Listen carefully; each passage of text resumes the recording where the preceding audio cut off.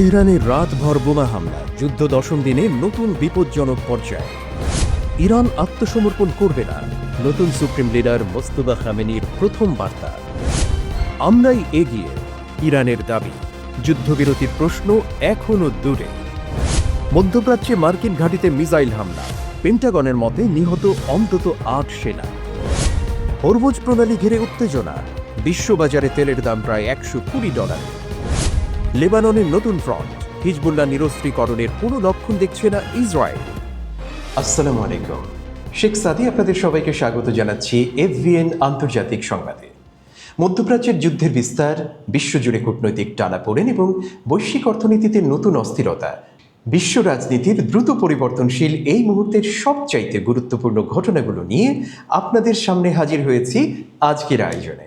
যুক্তরাষ্ট্র, ইরান এবং ইসরায়েলের মধ্যে সামরিক উত্তেজনা পৌঁছেছে যুদ্ধের দশম দিনে। গত রাতেই রাজধানী তেহরান সহ ইরানের বিভিন্ন স্থানে তীব্র বোমা হামলার খবর পাওয়া গেছে। স্থানীয় সংবাদদাতারা জানিয়েছেন, রাতভর শহরের বিভিন্ন এলাকায় একাধিক বিস্ফোরণের শব্দ শোনা গেছে এবং আকাশে দেখা গেছে আগুনের ঝলকানি। ইসরায়েলের কিছু গণমাধ্যম দাবি করেছে, সাম্প্রতিক হামলায় তেহরানের কয়েকটি পারমাণবিক গবেষণা স্থাপনাও লক্ষ্যবস্তু হয়েছে, যদিও এই তথ্য এখনও স্বাধীনভাবে যাচাই করা যায়নি। বিশেষজ্ঞরা সতর্ক করে বলেছেন, পারমাণবিক অবকাঠামো যদি সত্যিই লক্ষ্যবস্তু হয়ে থাকে, তাহলে তা মধ্যপ্রাচ্যের নিরাপত্তা পরিস্থিতিকে আরও অস্থিতিশীল করে তুলতে পারে। ইরানের স্বাস্থ্য মন্ত্রণালয়ের তথ্য অনুযায়ী চলমান সংঘাতে নিহতের সংখ্যা ইতিমধ্যে 1500 জনের বেশি, আহত হয়েছে কয়েক হাজার মানুষ। গত রাতেই তেহরানের রাসালাত স্কয়ার এলাকায় তীব্র বোমা হামলায় অন্তত 40 জন নিহত হয়েছে বলে স্থানীয় কর্তৃপক্ষ জানিয়েছে। এই সংঘাত এখন শুধু ইরান ও ইসরায়েলের মধ্যেই সীমাবদ্ধ নেই। বিভিন্ন সামরিক বিশ্লেষকের মতে, যুক্তরাষ্ট্রের সরাসরি সম্পৃক্ততার ফলে পরিস্থিতি দ্রুত আঞ্চলিক যুদ্ধের দিকে এগুতে পারে। ইরানের নতুন সুপ্রিম লিডার মোস্তফা খামেনি প্রথমবারের মতো জাতির উদ্দেশ্যে ভাষণ দিয়েছেন। রাষ্ট্রীয় টেলিভিশনে প্রচারিত সেই ভাষণে তিনি বলেছেন, ইরান কখনো আত্মসমর্পণ করবে না এবং দেশের স্বাধীনতা ও নিরাপত্তা রক্ষায় সব ধরনের পদক্ষেপ নেওয়া হবে। আয়াতুল্লাহ আলী খামেনির মৃত্যুর পর তাঁর পুত্র মোস্তফা খামেনি এখন ইরানের সর্বোচ্চ রাজনৈতিক ও ধর্মীয় নেতা। ভাষণে তিনি বলেন, ইরানের সামরিক বাহিনী এবং ইসলামিক রেভলিউশনারি গার্ড কর্পস দেশের সার্বভৌমত্ব রক্ষায় সম্পূর্ণ প্রস্তুত। তিনি আরও বলেন, ইরানের বিরুদ্ধে যে কোনো হামলার জবাব দেওয়া হবে এবং দেশ কোনো চাপের কাছে নতি স্বীকার করবে না। বিশ্লেষকদের মতে, তাঁর বক্তব্য থেকে স্পষ্ট যে নতুন নেতৃত্বের অধীনে ইরানের আঞ্চলিক নীতিতে বড় কোনো পরিবর্তনের সম্ভাবনা আপাতত দেখা যাচ্ছে না। এদিকে রাশিয়ার প্রেসিডেন্ট ভ্লাদিমির পুতিন মধ্যপ্রাচ্যের সংকট সমাধানে দ্রুত কূটনৈতিক উদ্যোগের আহ্বান জানিয়েছেন। চীনও সম্ভাব্য শান্তি আলোচনার বিষয়ে আগ্রহ দেখিয়েছে, তবে বর্তমান পরিস্থিতিতে যুদ্ধ থামানোর কোনো তাৎক্ষণিক সম্ভাবনা দেখা যাচ্ছে না। যুদ্ধের মধ্যেই ইরানের শীর্ষ কর্মকর্তারা দাবি করেছেন, এই সংঘাতে কৌশলগতভাবে ইরানই এগিয়ে রয়েছে। ইরানের উপপররাষ্ট্রমন্ত্রী কাজেম গারিবাবাদি বলেছেন, চীন, ফ্রান্স এবং রাশিয়া যুদ্ধবিরতির সম্ভাবনা নিয়ে তেহরানের সঙ্গে যোগাযোগ করেছে, তবে ইরানের অবস্থান স্পষ্ট।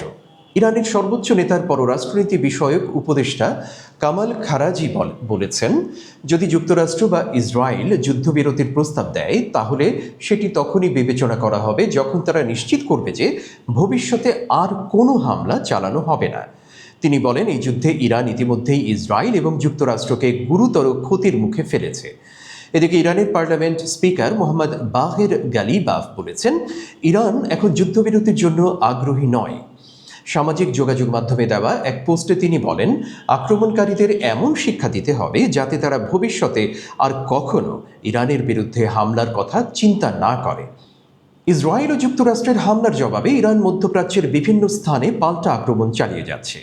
ইরানের ইসলামিক রেভলিউশনারি গার্ড কর্পস জানিয়েছে, তারা ইসরায়েল এবং গালফ অঞ্চলের মার্কিন সামরিক ঘাঁটি লক্ষ্য করে একাধিক মিসাইল ও ড্রোন হামলা চালিয়েছে। পেন্টাগন জানিয়েছে, এসব হামলায় অন্তত 8 জন মার্কিন সেনা নিহত হয়েছে এবং আরও কয়েকজন আহত হয়েছে। এদিকে ইসরায়েলের তেল আবিব এলাকায় বিস্ফোরণের খবর পাওয়া গেছে, সেখানে অন্তত 2 জন নিহত হয়েছে বলে স্থানীয় কর্তৃপক্ষ জানিয়েছে। IRGC আরও দাবি করেছে, ইরানের মিসাইল কর্মসূচি ধ্বংস হয়ে গেছে। যুক্তরাষ্ট্রের এমন দাবি সঠিক নয়, বরং তারা এখন আগের চেয়ে বেশি সংখ্যায় এবং আরও ভারী ওয়ারহেডস মিসাইল ব্যবহার করছে। বিশ্লেষকদের মতে, এই পাল্টা হামলার ফলে যুক্তরাষ্ট্রের সরাসরি যুদ্ধে আরও বেশি মাত্রায় জড়িয়ে পড়ার ঝুঁকি আরও বাড়ল।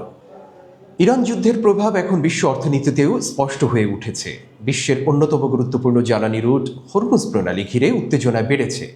এই পথ দিয়ে বিশ্বের প্রায় 20% তেল পরিবহন হয়। বর্তমান পরিস্থিতিতে আন্তর্জাতিক জাহাজ চলাচল ঝুঁকির মুখে পড়েছে এবং অনেক জ্বালানি কোম্পানি ইতিমধ্যে তাদের রুট পরিবর্তনের কথা বিবেচনা করছে।